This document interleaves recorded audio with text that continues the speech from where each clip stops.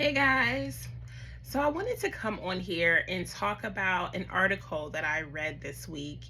It was about how a widow lost $145,000 in life insurance proceeds. Think about that for a second. $145,000 gone, just like that. Now, I'm going to give you guys a backstory, but I just want you to think about, can you imagine if you had a life insurance in place for $145,000 and for whatever reason, when the time came, you are no longer here, your family goes to claim the benefits, instead of receiving a life insurance check, your family receives a letter saying that the $145,000 has been denied. You are not getting that money. I just can't believe that. I can't even imagine that, because that's a lot of money. So here's the backstory. There was a nurse who worked at a hospital. I believe it was called Beacon Health System. This nurse had been working there for several years, and she was having some health issues, experiencing dementia. And in 2016, she left the job, could no longer continue working with her sickness, so she left. It wasn't until, now, she left the job, but yet she had lived a few years after leaving. Okay, so just to provide some thought process from a beneficiary's perspective, even when the person is no longer working there, based on the outcome of this story, it is my assumption that her beneficiary, which was her spouse, believed that even though she was no longer an employee, that she would still receive this life insurance at time of passing, or that they would still receive this life insurance upon her passing, right? So I don't recall the time frame from her date last worked to her date of death, but I do know that her claim was denied. Her spouse, her widow, did not receive this life insurance check. And here's why. They didn't receive the life insurance check because she actually lost her coverage when she left her job. Now, let me break that down. When leaving an employer that offers you life insurance, you actually have to convert your coverage. So think about it just like your health insurance.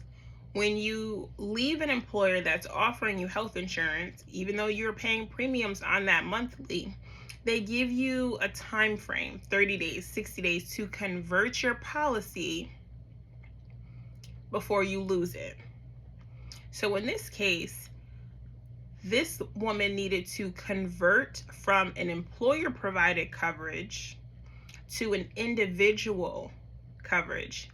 Now, again, referencing health insurance, this means that more than likely her premiums, if she was paying any premiums, because a lot of employers offer you life insurance for free. It could be a flat amount, it could be 1 times your salary, 2 times your salary, whatever they're offering for you, it is usually free or a very, very low premium. Every time you get paid, it's automatically deducted from your paycheck, right? So when you convert your policy to an individual policy, the premium almost triples. And that's why most people either they move on to another job, a new job that offers those those coverages, so they're not really worried about converting the coverage, or they go out and get their own coverage, health coverage, life insurance coverage through a third party like a bank or another insurance company. In this case, this woman never converted her policy. It was just assumed that it was still in place. Now, the reason that this made news is because the spouse was not satisfied, or I should say, he wasn't accepting just a denial letter. So he sued the insurance company. He brought this to court because he believed that the employer was at fault for not explaining this whole conversion process with his spouse during like her exit interview when she was leaving the job. Now, what do you guys think? Who's really at fault here? Is it the employer for, not telling her about the conversion process, not reiterating this information during her exit interview? Or is the employee at fault? Because this information is within her policy. It's in there. It's not hidden. The information is not withheld. It is right there in the policy that they gave her at her date of hire. It's there. So who do you guys think is at fault? The judge, his exact words were, and I'm trying to remember it word for word. Okay, I can't remember it word for word, so I'm going to summarize. He basically said that just because she had health issues, just because he said her cognitive issues does not change the facts. That's what he basically said. That the policy is the policy. They gave you the information. It is now your responsibility and your duty to know your policy, to read your policy, know it like the back of your hand. And what do I always say? Then share that information with your beneficiary. That way, no one can pull a fast one on you. No one can pull a wool over your head. Because here's the thing. People fail to realize that an insurance company is run by human beings, which means that human error is a thing, and that mistakes are made every single day, even when paying life insurance claims.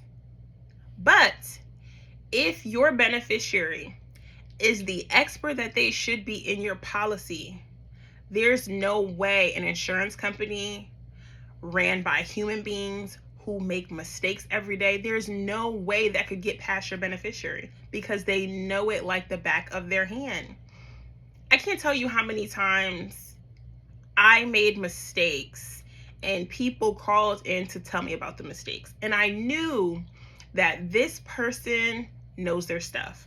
It could have been, hi, it looks like my brother or my sister got a check, but you failed to send me a check as well. Hi, it looks like I received the check in the mail, but this check is looking a little short. And now there are several different variables that go into mistakes that are made. For instance, the example that I just said about the siblings getting paid incorrectly, that could have been incorrect information that the employer gave me. As far as paying the wrong amount, that could have been a claim that had an age reduction applied to it, but the wrong reduction was applied, changing the amount completely. So there are multiple different variables that go into why mistakes are made. But again, if you are an expert, as every beneficiary should be, there's no way that a mistake could go over your head, right? So in the situation about the widow who lost $145,000, personally, I believe 3 people are at fault. I used to say 2. I believe the employer is at fault because they are the head. I think of it as a parent-child relationship. I am a mom of 2 young children, and I can't tell you how many times in a day that I repeat myself. Yes, my children are young, so that makes things a little different, or maybe not. But as a parent, How many times have you had to reiterate yourself and repeat things to your child over and over and over again? Maybe it's a refresher. Maybe it is just so the information actually sticks. But, a caring parent, a loving parent, most parents don't want their children to fail. That just is not a thing in parenthood. You always want them to succeed, right? So I think the employer is partially at fault, because I don't see anything wrong with repeating yourself. During an exit interview, that would be one of the things I highlighted, because as an employer, I would want to ensure that my employee receives coverage that they're entitled to, especially if they're experiencing dementia. Maybe they forgot. Who knows? But I would have reiterated that during the exit interview. The second person at fault is the employee. I'm sorry. You have to take some responsibility as well, because it is your job and duty to read your policy thoroughly, know all the reasons that a claim could be denied, know if there is a conversion period, if there is a probationary period, anything that could set you and your family back for any reason, like lack of pay, delay of payment. You need to know that stuff. And once you master it, share it with the person that you have named as your beneficiary. Then that would be the third person that I blame for this, the beneficiary. Because if someone has named me the beneficiary of their life insurance, guess what? I'm asking questions, because when you pass away and I am now in position to claim funds that are used for burial costs, if I'm responsible for dispersing assets, those are not baby tasks. Those are big roles. So I need to know that everything is in place to ensure that I am successful in receiving that check in hand to do what needs to be done. So I blame all three people. I used to just blame the employer and the employee, but it's time beneficiaries take responsibility as well in parts in this. Because guess what? Now the responsibility lies on that beneficiary who has lost almost $150,000.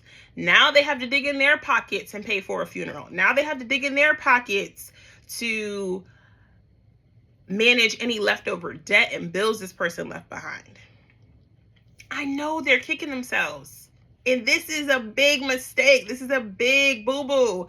I wouldn't wish this on anyone.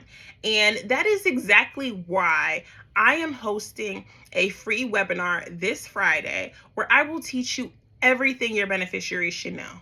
I'm going to teach you how to make sure your beneficiary is prepared. I want you to know what documentation and information your beneficiary should know. I also want to teach you the secrets to share with your beneficiary, because you have some personal secrets that you're keeping to yourself and you need to be sharing it with your beneficiary. And I'm going to tell you why. I'm going to explain all of that. Meet me this Friday evening at 7 p.m. I want you to write down 1 to 3 questions that you have for me. This is a live webinar, so at the end, you'll have a chance to ask me your personal questions. Make sure you click the link below. Seats are already filling up, so make sure you sign up today. Okay? I hope to see you Friday. Until our next video, take care.